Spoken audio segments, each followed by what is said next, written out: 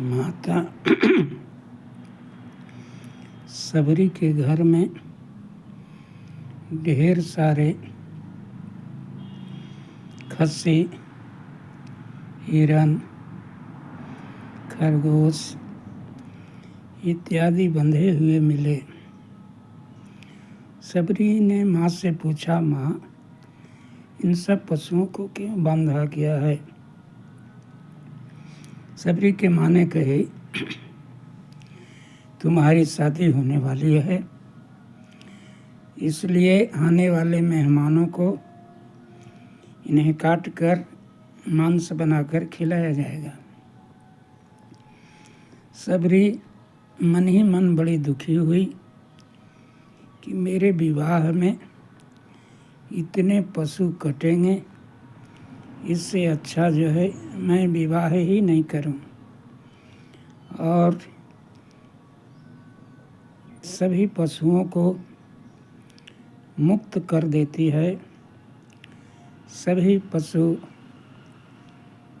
आशीर्वाद देते हैं मन ही मन कि जाओ सबरी, आज तुमने मुक्ति मुझे दिलाई है, भगवान तुम्हें मुक्ति दिलाएंगे।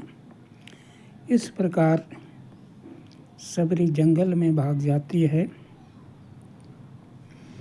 और जंगल में जाकर के लताओं में छिप जाती है और जंगल में रहने वाले साधु संतों की सेवा करने लगती है, क्योंकि जानती थी मैं भीलनी जात की, अछूत जात की हूँ, दूसरे महिला हूँ, इसलिए हमारी सेवा स्वीकार नहीं करेंगे संत। इसलिए जाने वाले रास्ते पर जहाँ स्नान करने जाते थे नदी तालाब में, उस रास्ते को बुहार करके कंकड़ को साफ कर देती थी। चुपके से पूजा के लिए फूल ला के दोना में रख देती। हवन करने के लिए लकड़ी ला करके ये सब आधी रात को ही कर देती थी। महात्माओं को पता चला कि कौन ऐसा भक्त है जो छुप करके सेवा करता है। एक मतंग ऋषि थे, वे पहरा बैठा देते हैं शिष्यों का कि देखो कौन है ऐसा जो चुपके से सेवा करता है। शिष्यों ने रात भर जग करके सेवरी को पकड़ लिया। सेवरी डरी हुई थी। जब मतंग ऋषि आते हैं तो उसकी सेवा को देख करके बड़ा ही प्रसन्न हो जाते हैं और कहते हैं कि तुझे डरने की आवश्यकता नहीं है। हमारे आश्रम में एक कुटिया है, उसी में तुम रहो। और सबरी को जो है अपना शिष्या बना लेते हैं। यह बात जब और महात्माओं को पता चली तो वे टीका टिप्पणी करने लगे।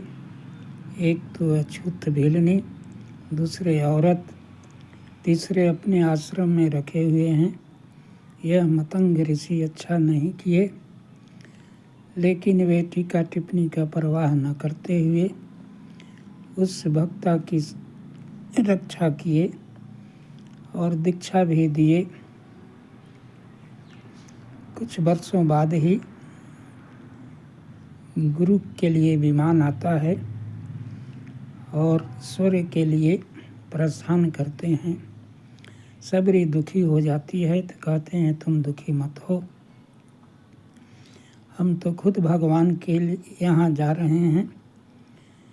तुमसे मिलने के लिए भगवान खुद ही इस आश्रम में आएंगे, इसलिए हमारी बातों पर अखंड विश्वास करके भगवान की प्रतीक्षा करो। अवश्य ही एक दिन इस आश्रम में भगवान तुमसे मिलने के लिए आएंगे।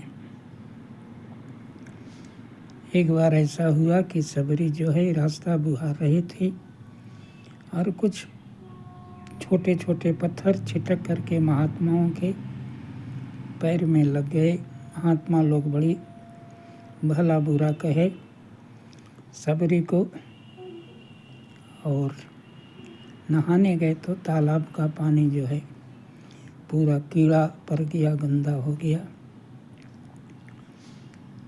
बाद में लोग कहे कि सबरी का स्पर्श हुआ इसीलिए पानी ऐसा हो गया। सबरी भी दुखी रहती थी।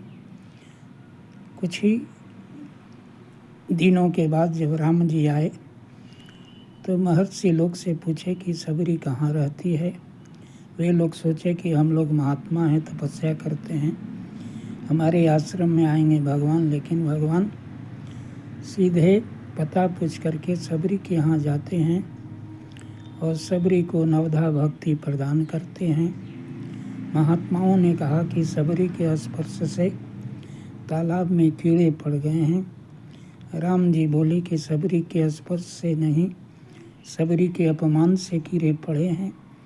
यदि सबरी जो है उस जल का स्पर्श करेगी तभी जो है पानी स्वच्छ होगा। और सबरी जो है स्पर्श की पानी स्वच्छ हुआ, सभी कीड़े दूर हो गए। तब महात्माओं को पता चला कि सबरी कितना बड़ा भक्त है और भगवान जो है सबरी को गति प्रदान करते हैं।